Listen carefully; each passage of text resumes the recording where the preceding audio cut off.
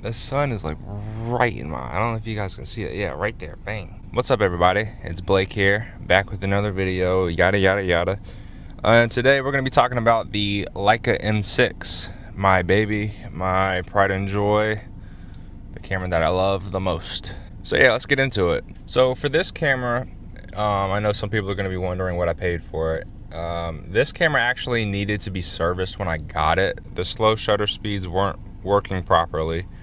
So when I bought this camera, I paid, I want to say it was $2,500, and like I said, I had to get it serviced. I could have sent it to cheaper places, I could have, but I sent it to Leica themselves because I don't know, I guess I just wanted to make sure it was like perfect, right? Because I finally got this camera that I wanted so long, and also you're shooting film, you know what I mean? Like I don't want to risk it not being right and I'm shooting film, you know what I mean? It's just more expensive in the long run. Anyways, so I sent this camera to Leica, and I'm gonna go ahead and warn all of you, if you send anything to Leica, it's gonna be a minute. It is going to be a minute, okay? I don't know if that's just like the German way of doing things or what, but that's just how it went. This thing took like 5 months, 5.5 months to get back.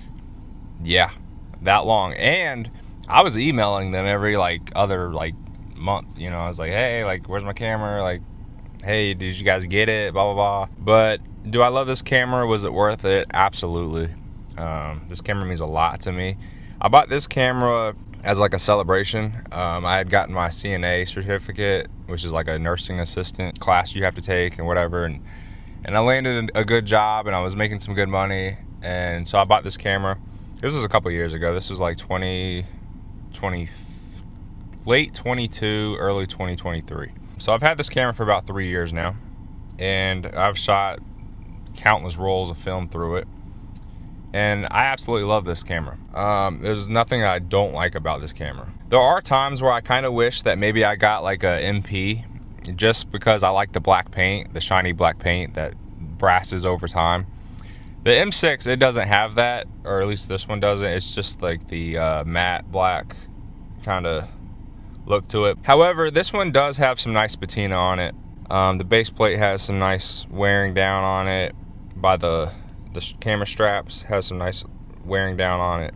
Where it says Leica M6 on the front, it's kind of like faded and kind of like off-white kind of looking, and I like that. I really do, because it tells a story and it shows it's old. This Leica M6 in particular, it says lights on the red dot, and that's how you know it's an early model, as well as the serial number, obviously. So mine says Lights, L-E-I-T-Z, and all of the other models, they say Leica on the red dot, except for the new like 2022 revision of it. So yeah, so the 2022 versions, they say Leica on the red dot, but mine just says Lights. Sorry, I'm in like a parking lot and there's like a lot of people coming in and out.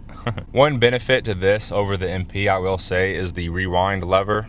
This one has like an actual, like, you know, you could rewind it and all that, where the other one, it has like the M3 style knob, and like, it's cool, it works, but it's kind of a pain in the ass, if I'm being honest. You can get like an attachment or whatever. So also, when I sent this in to Leica, they changed the leatherette on it, which I didn't mind. I gave them the okay to do so, but I thought they were gonna just like put the same one on, but newer. The other one wasn't cracking or anything. It's just, they said it was the old style leather, I guess. But it said made in Germany right here along the thing. I'll show you guys maybe like a picture if I could find one. I like that. The leather, like the texture was a little bit different. I like that. I thought it was cool. But yeah, they took it off for whatever reason. It's not a big deal. And I also got this soft shutter release button. It's Leica, it says red. It's in red. I like that. I think it's pretty cool. I will say that was pretty expensive for what it is. Wouldn't really recommend it. I just got it because I really wanted to make this kind of special and unique. So that's kind of like my charm to it. I got that in Seattle, by the way, at the Leica store in Bellevue, I believe. I also got this. It says Leica on it. I put that on my camera strap. It's a little pin, so I put that on there, which I really like that. I think it adds to it, makes it look kind of cool. Yeah, I have this paired with the Zeiss 28mm 2.8. I really love this lens. This pretty much stays on this thing full time. Absolutely sharp lens, no problems whatsoever. I absolutely love this lens. I had the Leica M6 2.8 28 millimeter. If I'm being 1000% honest with you guys, you're paying for the name, the smaller compact size, and that's really about it, if I'm being 1000% honest. And that's why I sold that lens and I just kept this one. I think I sold that lens and I ended up buying my Sony A7R4 in my other videos, and I use that for like my professional work or whatever. You know, I wouldn't recommend the M6 if I'm being honest. You know, I mean, if someone handed me one, cool, but other than that. But yeah, when I sent this thing in, man, it was expensive. I think it was like 1,200, maybe 1,300. I can't really remember. It was expensive. It was definitely expensive. I would not, you know, you got to really want this camera if you're going to buy it, whether you buy it new or used and it needs service, whatever it is. Like, you got to really want this camera because it's not for everybody, you know. It's not necessary. It doesn't take better photos than any other camera at the end of the day. You know what I mean? It's a tool. It's kind of like, I compare it to like a Rolex or a Ferrari, right? A Rolex tells the same time as a Casio G-Shock. You know what I mean? But one's like prestigious and like fancy, I guess. And then one's just like a tool, utilitarian watch, right? And same goes with like the Ferrari, right? A Honda Civic gets you the same place as a Ferrari. The Ferrari might just get you there faster and might look cooler, right? But it's the same thing at the very end of the day. I love the way the advanced lever sounds. Here, I'll put the mic up to it. It sounds so beautiful. That's one thing I do love about this camera.